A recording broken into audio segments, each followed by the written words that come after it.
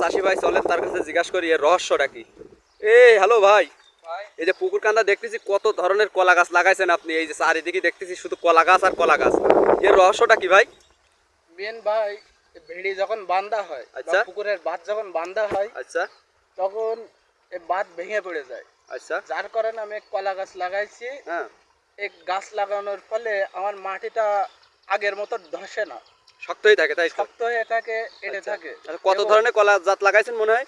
এইখানে ভাই আমার 3-4 রকমের কলার জাত আছে। আচ্ছা, কি কি জাত?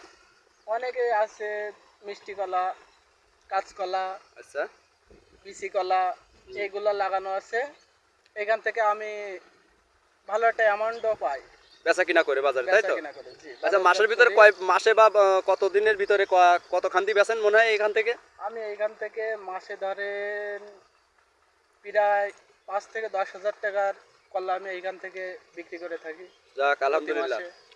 তো প্রিয় দর্শক, আপনারা চাইলে নতুন ঘের যে জমিতে ধান চাষ করা সম্ভব হয় না, সেই জমিতে আপনারা চাষ করে এরকম কলা চাষ পাশাপাশি করে আপনিও বাড়তি যে ইনকামটা করবেন সেটা মাছের ক্ষেত্রে হোক, আপনার নিজের একটা আলাদা প্রফিট হবে। আপনারা চাইলে কিন্তু এমনভাবে চাষ করতে পারেন। তো সকলে ভালো থাকবেন, সুস্থ থাকবেন, অনেক ধন্যবাদ।